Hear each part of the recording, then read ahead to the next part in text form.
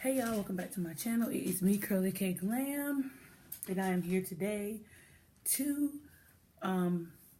basically start reviewing season 2 of Grownish. As I told you in my previous videos, Grownish is premiering on January the 16th, and I have become a new Grownish fan.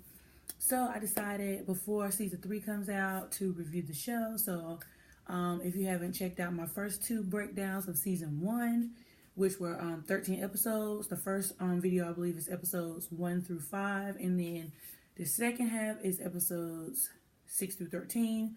So check that out. And then I don't know how season 2 is going to go, because season 2 had, I believe, 21 or 22 episodes. So I'm probably going to have to break this down into 4 videos, 4 different parts. So just stay tuned. Leave your comments down below if you are a fan of the show. Let me know what you think is going to happen, and just, talk to me. I'm willing to hear all conspiracy theories about what people think are going to happen on season 3. Be sure to follow me on Twitter at Curly K Glam. I think when the show comes on, I'm going to definitely live tweet the first time. I don't think I'm going to watch the show when it airs, because I watch it on Hulu, so it'll always probably air the next day. So I know that we have like, 9 more days, or no, that's not 9. How many more days? 14 more days before Grunge comes on. So hopefully in the next couple of days, y'all will be able to binge watch my videos and, just check it out. But I think for today, I am going to do videos 1 through 5, not videos, episodes 1 through 5. Okay, so we're gonna start out season 2.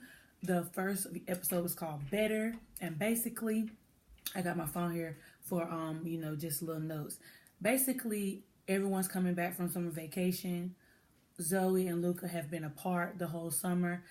If I'm not mistaken, I believe Luca lives in California, but he hasn't been in the country the whole summer. He's been in Paris. So him and Zoe have had overseas or a long distance relationship for the summer, and they haven't really seen each other, which is, weird, because they just started dating at the end of freshman year. So by the time we are seeing them come back to school, it's been 3 months.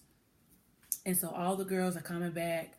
I know Sky and Jazz are still living in the dorms where all the rest of the athletes are. And Anna, Nomi, and Zoe all decide to get them this luxury apartment. Of course, the apartment is trashed from summer school. And so basically the girls threw a party to help renovate and clean up the disaster that was left behind them. Of course, since Zoe coerced Anna and Nomi to move into the apartment, they're holding her responsible for all the damages that are in the apartment.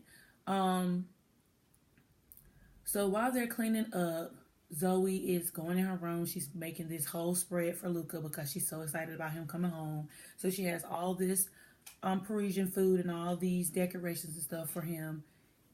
And what happens after that? Of course, while everybody's in there, the party starts getting loud. And I think Aaron knocks on Zoe's door.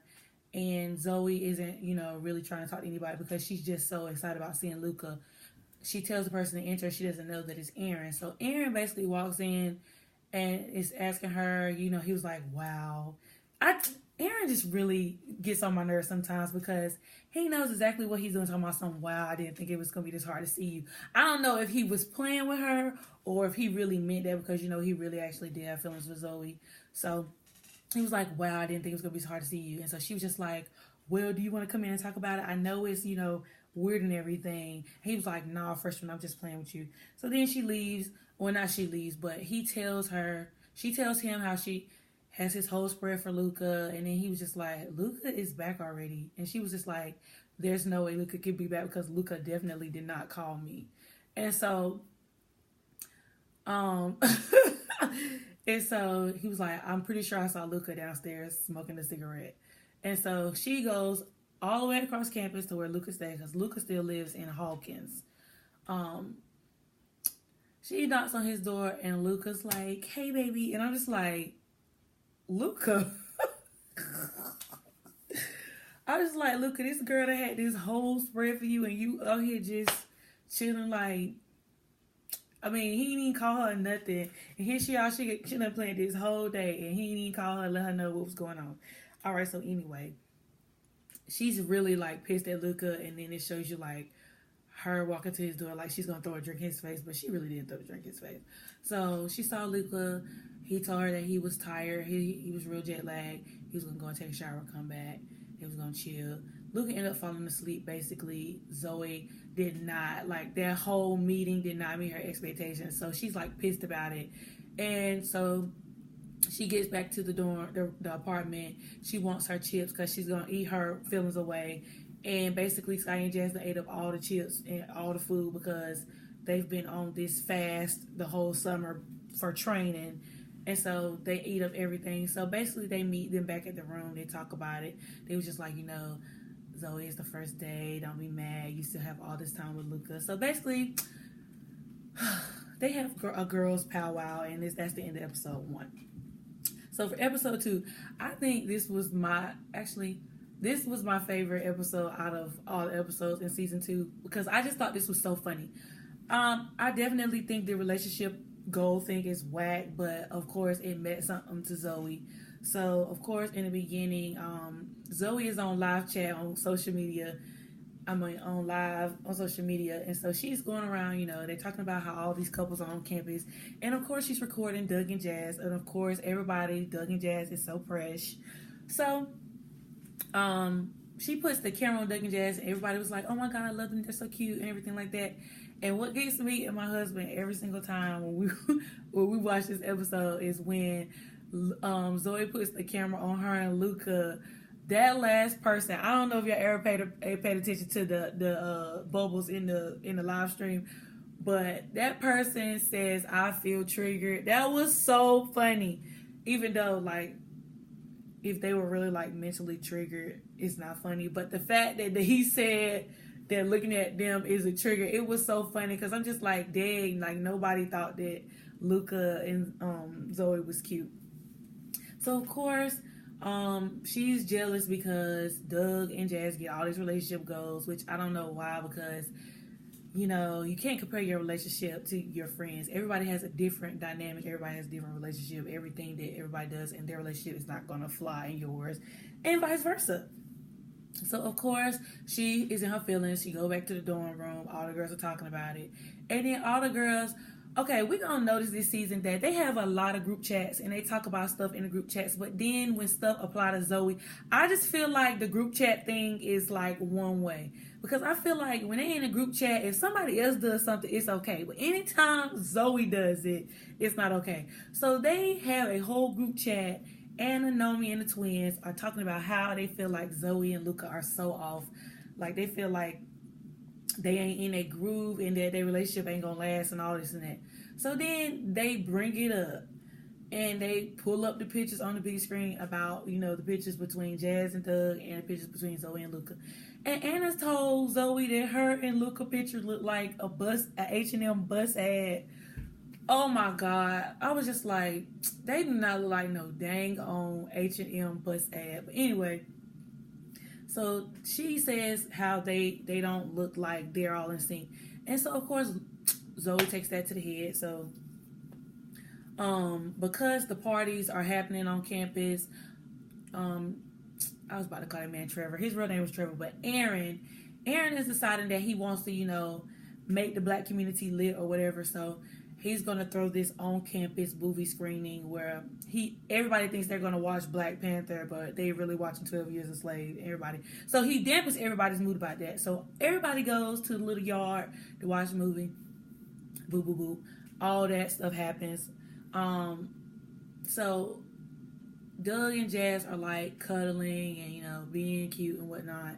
And so then Luca and Zoe find a place. And so Zoe's trying to, be romantic, but she's trying to be extra. She's trying to make everybody look like she's trying to make them look cute, like on purpose. Like it's not organic, and everybody sees that. So she's trying to do all this stuff for Luca. She does all these gestures. She brings Luca his favorite cheese. She tries to have this little picnic basket full of snacks, and Luca was like, I'm not eating that. I'm vegan. She was just like, when you gonna tell me I was vegan? When you was gonna tell me you was vegan? And you know, they had a little dumb, like, disagreements about his shoes and stuff like that. And so then he tells her that he dropped the class that all of them was supposed to take, because all of them was supposed to take this feminism class. So he dropped that for a design class. And so she was mad that he didn't tell about that. So she was basically getting pissed over super stuff because she won't get the attention she wanted. And so by the time everybody gets pissed, Anna and Aaron get into it. Anna convinces everybody to leave the little movie screening, and Aaron is like pissed. And so Zoe and Luca are still out there, and Luca lays his head on Zoe. And so Zoe, being pressed like she always is, she decides to take her phone out, try to take pictures of it, try to put it on Instagram. She ended up dropping the phone Luca's head. And Luca was like, bro, what is wrong with you? And so then she go into this whole spiel about wannabe relationship goals. Luca was like, Luca is a very not live by the book person. He is very unorthodox. He's very like, I don't know. He's like really a hippie. He really is. I think that's the best way I can put it. But he's just like, none of that stuff even matters to me. Like, why do you care? And she was like, because I think that, you know, we can be an aspirational couple. It's nothing wrong with people looking up to you. And so, of course, he was just like, well, none of that means to me. And so he is petty, and he goes on Instagram and writes relationship goals under their picture, since everybody thought that they want the relationship goals. And so he ends up leaving. She goes back to Hawkins to get her purse. She talks to Aaron.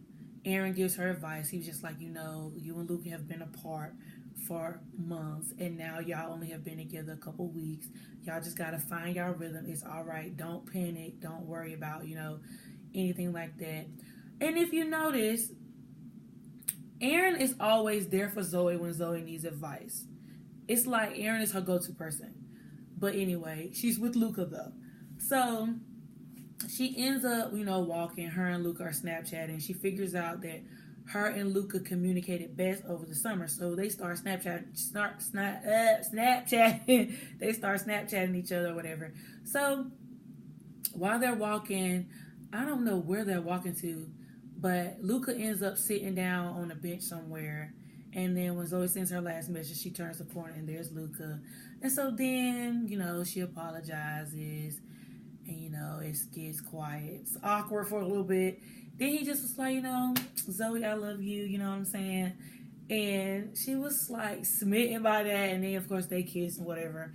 And then, you know, that's the end of the episode. Is it the end of the episode? Well, that's the end of the episode for me. That's the only part I really cared about.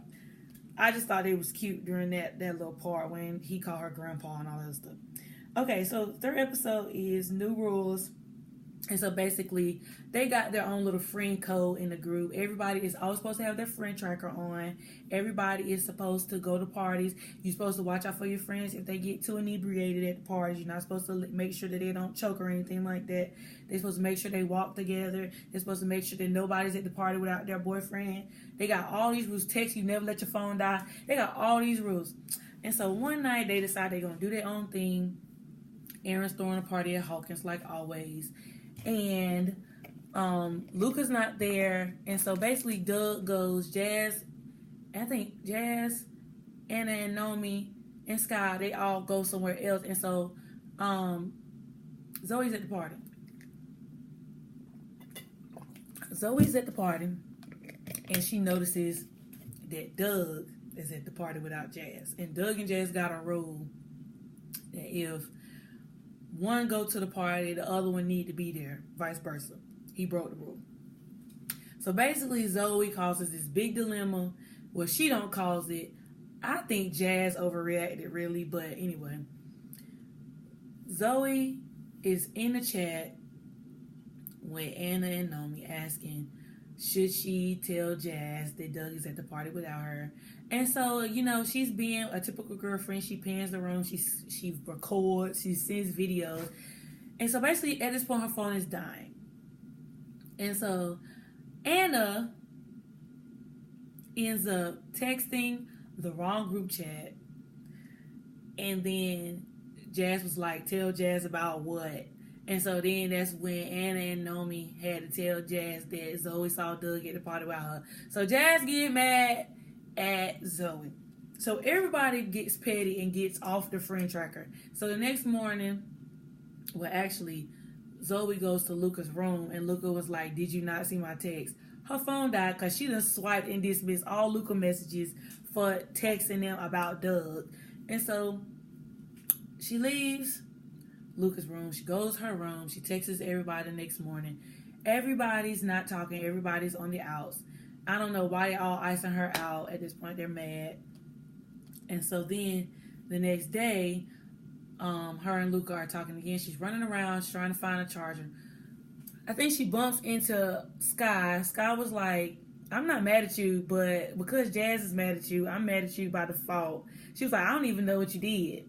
They don't even know why you mad. They was just petty. They was just being petty. And so Jazz is not talking to anybody. I think, and then, okay, she's running around campus trying to find a charger. Her phone's dying. Luca's calling. She answers the phone. The phone goes out. Luca does not like when Zoe's phone goes dead because he feels like if he needs her for something, she should be able to answer the phone, but her phone is always dead. So Luca can never get in contact with her. And I don't blame Luca. Not to say that she need to answer the phone every time Luca call her, but it's annoying when you're trying to get in contact with somebody and you can never get in contact with them because their phone is always dead. So then, after her phone dies, Zoe legit has a panic attack in the middle of these steps on this building. And she ends up in the infirmary. Luca uses the friend tracker from where she was last at to find out that she's in the infirmary. She had a panic attack. So Luca tells the nurse that is his twin sister, and the nurse lets him in the room. And so they're talking. He, gives her advice. He tells her he's glad that she's okay, all that, sweet boyfriend stuff. And so then, at the end of the episode, she sends out this mass text apologizing. Everybody accepts the apology except for Jazz, because Jazz is petty. Okay, so the next episode is called In My Feelings. Basically, this episode wasn't important to me, but I'm just going to tell you the gist of it. Basically, this artist does a launch. I don't know what artist it is. They don't know what artist this is. This artist does a launch, and they think that the launch is genius, and they say only a true artist can have such a launch, and it gets everybody starting a conversation. So everybody is debating about what defines a person as a genius. And so